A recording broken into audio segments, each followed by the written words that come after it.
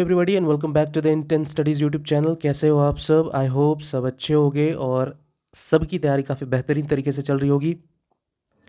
तो आज का जो हमारा टॉपिक है वो है Ramsar convention and will study deep about it.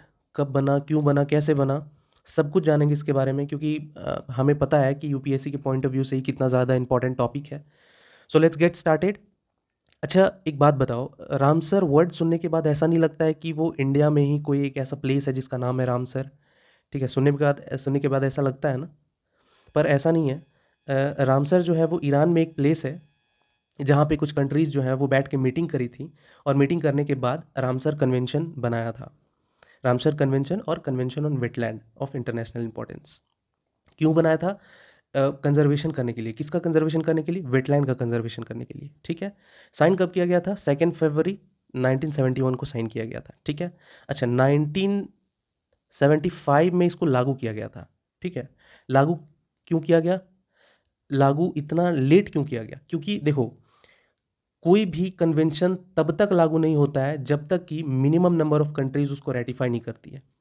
तो वही टाइमिंग जो है वो लगा रेटिफिकेशन करने में, तब जाके वो 1975 में लागू हुआ है। ठीक है, साइन कब किया गया था? 2 फरवरी 1971 में साइन किया गया था। ठीक है, रामसर जो है ईरान में एक सिटी है जहाँ पे मीटिंग की गई थी। अच्छा, हमारा इंडिया जो है वो साइन करा था 1 फरवरी 1982 में। तो अगर क्वेश्चन में आता है कि क्या हमारा इंडिया जो है वो रामसर कन्वेंशन का फाउंडिंग मेंबर है, तो नो, हमारा इंडिया फाउंडिंग मेंबर नहीं है, क्योंकि इंडिया जो है काफ़ी लेट साइन करा था, 1982 में साइन करा था। ठीक है, तो क्यों रामसर कन्वेंशन को बनाया गया था? क्योंकि हमें वेटलैंड का प्रोटेक्शन करना था। ठीक है, वेटलैंड क्या होता है? वेटलैंड जो है वो इकोटोन में पाया जाने वाला एक तरह का इकोसिस्टम है। ठीक है, हाई बायोडाइवर्सिटी पाई जाती है वेटलैंड में और कई वैरायटीज़ की फ्लोरा एंड फौना भी मौजूद होती हैं। स्पेशली जो माइग्रेटरी स्पीसीज होती है ना वर्ल्ड्स की, जैसे बर्ड्स वगैरह जो है वो माइग्रेट करके आते हैं। ठीक है, तो वो यहाँ पे रेस्ट करते हैं। ठीक है, उनके लिए ये एक हैबिटेट के जैसा काम करता है। ठीक है, और कैसे बनाया गया रामसर कन्वेंशन को? कैसे बनाया गया? अब क्यों बनाया गया वो तो हमने देख लिया, पर कैसे बनाया गया? तो कैसे बनाया गया, तो इसके लिए हम वेटलैंड का काफ़ी ज़्यादा इंपॉर्टेंस और देखेंगे हम अभी। ठीक है, देखो, वेटलैंड जो है वो बहुत ज़्यादा इंपॉर्टेंट है। इंपॉर्टेंट इसलिए क्योंकि कई तरह के सिस्टम एंड सर्विसेज हमें प्रोवाइड करती है ये, जैसे प्रोविजनिंग सर्विसेज हो गई, रेगुलेटिंग सर्विसेज हो गई, फूड सर्विसेज हो गई। अच्छा, ये हम लोगों को ना एक कल्चर की तरह भी प्रमोट करती हैं। ठीक है, ये टूरिज़्म को भी प्रमोट करती हैं और ये साइंटिफिक रिसर्च में भी काफ़ी ज़्यादा इंपॉर्टेंट है, मतलब इंपॉर्टेंस रखती है, क्योंकि साइंटिफिक रिसर्च भी यहाँ काफ़ी ज़्यादा होते रहते हैं। ठीक है, और सबसे इम्पॉर्टेंट तो मेन है ना कि CO2, कार्बन डाइऑक्साइड के लिए एक सिंक के जैसा काम करता है ये वेटलैंड। ठीक है, समझ लो कि CO2 पूरा का पूरा आकर इसमें समा जाता है, स्टोर हो जाता है मतलब। ठीक है, so they are very important and must be protected. तो इसलिए जो है वो कुछ कंट्री मिलकर मीटिंग करी रामसर में, ईरान में, एंड देन एक कन्वेंशन तैयार हुआ और फाइनली उसको रेटिफाई करके अब उसको लागू किया गया। ठीक है, बनाया गया। ठीक, अब देखो, सबसे पहले ना हर एवरी ईयर, हर साल 2 फरवरी को वर्ल्ड वेटलैंड डे सेलिब्रेट किया जाता है। इंपॉर्टेंट है। ठीक है, एग्जाम के पॉइंट ऑफ व्यू से पूछ सकता है वनडे एग्जाम में।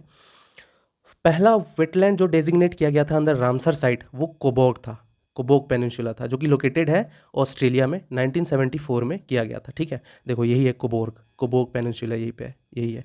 काफ़ी ज़्यादा सुंदर है नहीं? यस। अच्छा, इंडिया में फर्स्ट रामसर साइट जो है वो चिल्का लेक और केवलादेव नेशनल पार्क को बनाया गया था। ठीक है, वो है, अभी भी है। ठीक है, ये एरियल व्यू है, चिल्का लेक का ये एरियल व्यू है, ऊपर से लिया गया व्यू है।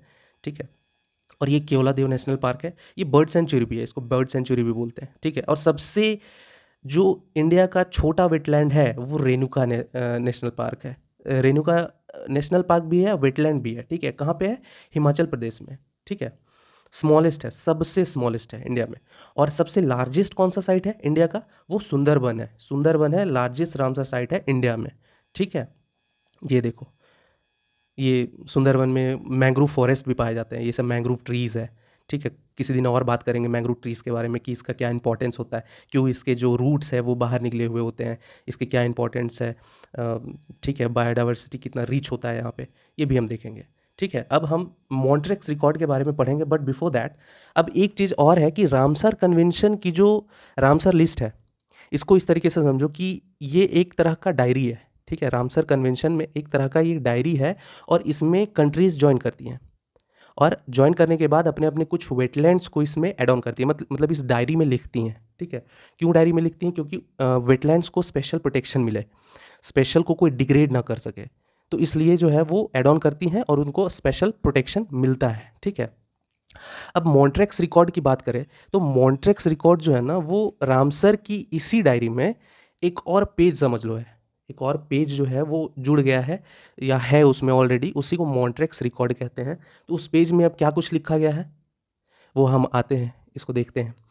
देखो मॉन्ट्रेक्स रिकॉर्ड, देखो ये मॉन्ट्रेक्स रिकॉर्ड को ना इसको भी मेंटेन रामसर कन्वेंशन के थ्रू ही किया जाता है, बट कुछ पार्ट्स इसके काफ़ी ज़्यादा हाईलाइटेड होते हैं, जैसे कि साइट के अंदर कुछ इकोलॉजिकल चेंजेस आते रहते हैं। जैसे जो वेटलैंड साइट है ना हमारा, तो वेटलैंड के अंदर कुछ ना कुछ इकोलॉजिकल चेंजेस आते रहते हैं, ठीक है।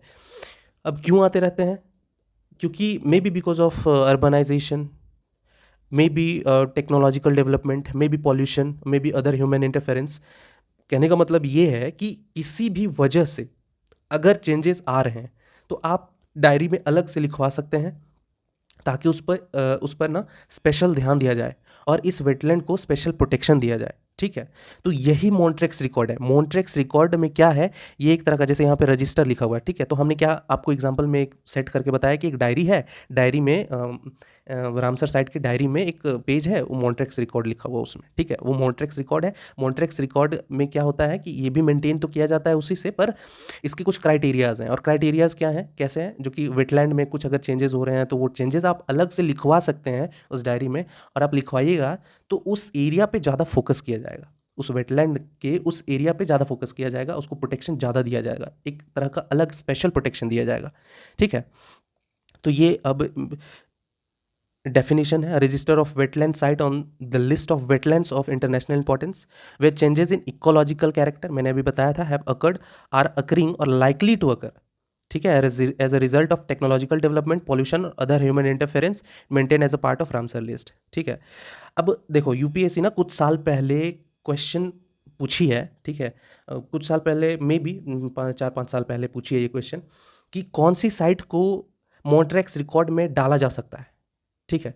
तो अब इसका अभी जैसे यहाँ बोला ना, occurring character have occurred, ecological character have occurred, are occurring और लाइकली टू अकर, ठीक है। तो मतलब जिस पर थ्रेट आने वाला है, आ चुका है या आ सकता है, ठीक है, वैसे को ऐड किया जाएगा। ये ऑप्शन था, पर the right answer will be all of the above, ठीक है। किसी को भी ऐड किया जा सकता है। अगर आपको लगता है कि इन फ्यूचर आने वाला कल में थ्रेट है तो आप उसको जो है मॉन्ट्रेक्स रिकॉर्ड में ऐड कर सकते हैं, ठीक है। So this is the Montreux record. और हमारे इंडिया में 2 ऐसे साइट्स हैं जो कि मॉन्ट्रेक्स रिकॉर्ड के अंदर में है। एक केवलादेव नेशनल पार्क जो ऊपर हमने देखा था राजस्थान में है, और एक लोकतक लेक जो कि मणिपुर में है, ठीक है। अब इंडिया में भी जो है वो अलग से वेटलैंड कंजर्वेशन प्रोग्राम जो है वो चलाया जा रहा है वेटलैंड को सेव करने के लिए, ठीक है, जो कि इंपॉर्टेंट है, ठीक है। अपना एक कंट्री का अपना भी होना चाहिए कि हमारे कंट्रीज़ में अगर 10, 20, 50 साइट्स हैं ऐसे, तो हमारे कंट्री में भी स्पेशल उसको कोई ना कोई स्कीम वगैरह या प्रोग्राम वगैरह चला के उसको कंजर्व किया जाए। सो this is the good initiative by the Indian government, right. अब रामसर कन्वेंशन का ये थोड़ा सा कुछ फैक्ट्स है दिया गया, ये लोगो है इसका, ठीक है। साइन किया गया था, कब साइन किया गया था देख लो, रामसर ईरान में है, ठीक है। इफेक्टिव हुआ था, कब हुआ था ये देख लेना, ठीक है। Condition, signatories, parties, depository languages, ये सब, ठीक है। Not that much important, but still you can see all this, right. Wetland के बारे में तो मैंने बता ही दिया, ठीक है, वेटलैंड किसको बोलते हैं, बट स्टिल जो डेफिनेशन है उसको डिफाइन किया जाता है Ramsar convention. Wetland are areas of marsh, fen, peatland और water with a natural or artificial, permanent or temporary, with water that is static or flowing, fresh, breaking or salt including all, ठीक है। ये wetland का definition है, ठीक, short. तो example, जैसे wetland का एग्जांपल जैसे मरीन हो गया, कोस्टल एरियाज हो गए, एस्चुरीज हो गई, मार्शेस एंड पीटलैंड हो गए हैं, ठीक है। ये सब एग्जांपल है वेटलैंड के। वेटलैंड के एग्जांपल, फेन भी जो है वो एक तरह का वेटलैंड का एग्जांपल है। फेन देखो ऐसा है, ये फेन और नेक्स्ट आते हैं ये पीटलैंड, पिटलैंड जो है वो दोनों सिमिलर टाइप के होते हैं, मतलब फेन और पिटलैंड किसको कह सकते हैं ना कि जैसे a type of wetland that's वो परमानेंटली सैचुरेटेड होते हैं और पीट फॉर्मिंग और टेक्स 1000 टू डेवलप। ठीक है, इसको मस्कैग भी बोलते हैं, मस्कैग, मस्कैग दलदल वाला एरिया होता है पूरा। ठीक है, इसमें ग्राउंड वाटर जो है वो काफ़ी ऊपर रहता है, ऑलमोस्ट सरफेस पे रहता है और काफ़ी मतलब दिनों तक ये मतलब दलदली में ही रहता है, पूरा एक लंबा एरिया कवर किया हुआ रहता है और ये काफ़ी मिनरल रिच होता है। ठीक है, सरफेस वाटर इसका and have water table near ground surface, मतलब ग्राउंड सरफेस के ऊपर ही मतलब होता है इसका पानी। तो ये हो गया आपका फेन एंड पीटलैंड, इस तरह के होता है और ये भी वेटलैंड, टाइप ऑफ वेटलैंड है। अब एस्चुरी की बात करेंगे तो एस्चुरी भी टाइप ऑफ वेटलैंड ही है। एस्चुरी क्या होता है? एस्चुरी जो है वो एक एरिया है, वैसा एरिया जो फ्रेश वाटर, जो जहाँ पे रिवर का जो फ्रेश वाटर होता है वो स्ट्रीम्स बनाते हुए और जाके मिलती है ओशियन वाटर से, तो दैट इज़ एस्चुरी। देखो इधर से आ रही है, ये रिवर वाटर है और ये जाके मिल रही है ओशियन में, ये एस्चुरीज कहलाती है। ठीक है, तो ये भी एक तरह का टाइप ऑफ वेटलैंड है। ठीक है, अब ये क्राइटेरिया है रामसर साइट्स के, कुछ क्राइटेरियाज होते हैं जो ग्रुप ए एंड बी में बांटा हुआ है। ठीक है, 9 क्राइटेरिया हैं इसके और sites containing representative rare and unique wetland type, rare और यूनिक वेटलैंड टाइप है इसमें, यहाँ पे दिया गया है क्राइटेरिया 1 में। क्राइटेरिया 2 से जो है ग्रुप बी का स्टार्ट हो जाता है। क्राइटेरिया 2 से 4 तक जो है वो based on species and ecological communities पे डिपेंड है और 5 और 6 क्राइटेरिया जो है वो स्पेसिफिक क्राइटेरिया है जो कि वाटर बर्ड्स पे बेस्ड है। ठीक है, 7, 8 क्राइटेरिया जो है वो फिश पे बेस्ड है। ठीक है, और 9 वाला जो क्राइटेरिया है वो स्पेसिफिक क्राइटेरिया जो कि है बेस्ड है टैक्सोनॉमी पे, अदर टैक्सोनॉमी पे। ठीक है, सो ये था हमारा overall discussion about the Ramsar convention, right? So this is it for today. Thank you so much everyone. We'll meet again with a new video. तब तक के लिए stay connected, stay motivated. Thank you so much. Signing off this session. Thank you.